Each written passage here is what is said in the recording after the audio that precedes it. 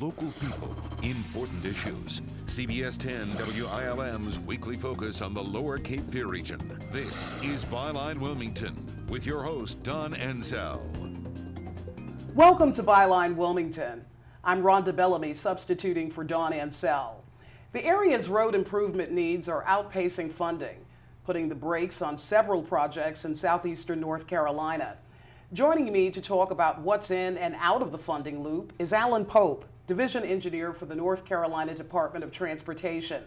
Alan's division includes New Hanover, Pender, Brunswick, Onslow, Duplin, and Sampson counties.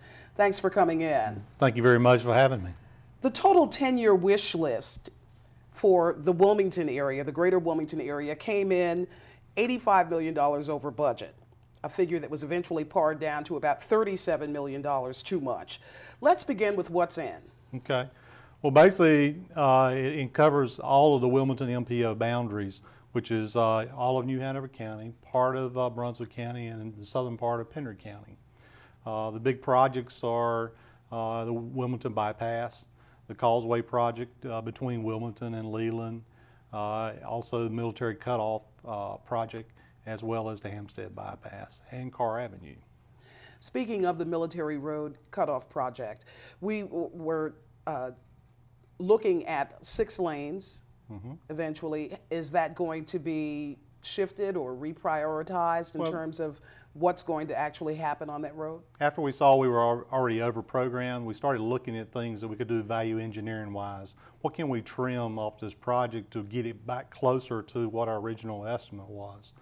And that's one of the things they looked at, was the capacity of what was designed and what we could live with.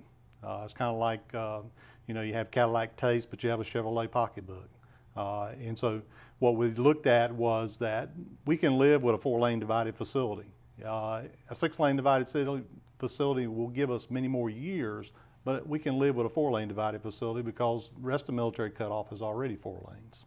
Now, I understand that some of that budget shortfall is due to the fact that the right-of-way acquisitions along military cutoff kind of exceeded what you were going for, or what was indicated in the feasibility studies, going from 18 million to 68 million? That's correct.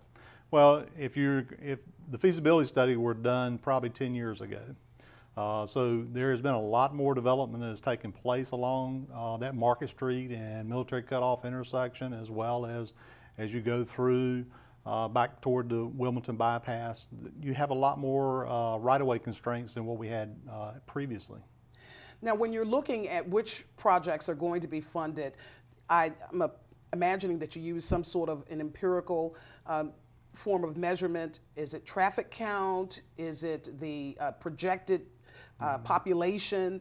What goes into those figures? Well, basically what I proposed to the traffic, or to the TAC, the Technical Advisory Committee of the MPO, was a plan to utilize the funds that we had that could move the most people.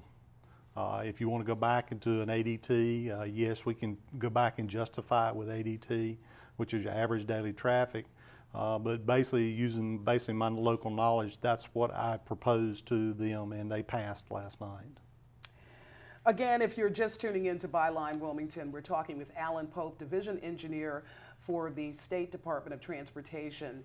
And he has proposed funding some projects and then moving some to the back burner for a while until the funding can catch up. Will the funding ever catch up is the question. Well, basically, Department of Transportation and all the projects that we do are funded by basically 2 sources.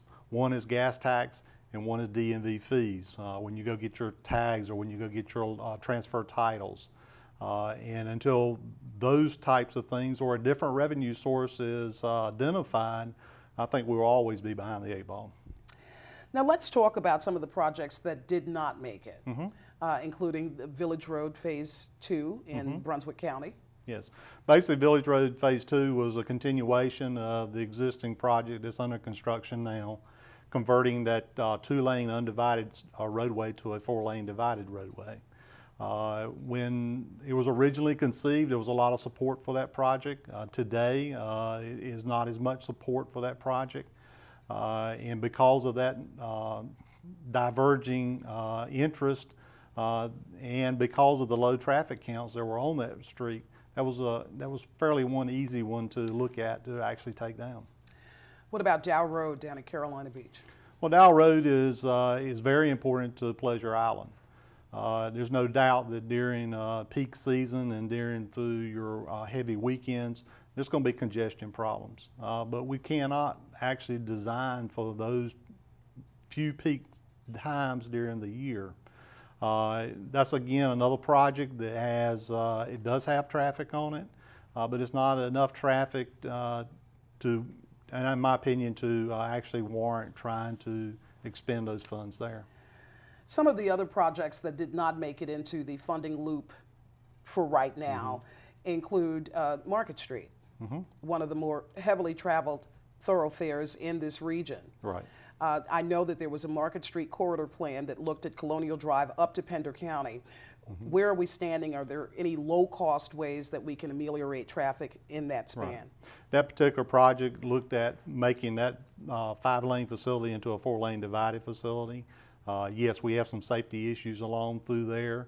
The unfortunate thing was that was only a partial funding. It was not enough funding for us to go from one end to the other.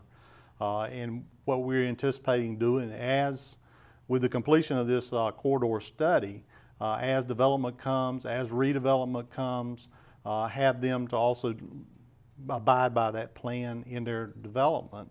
And then also, as we have small spot safety locations that we can take care of with other funding sources, we still intend to try to make that happen, but at this point we don't have funding for the entire project.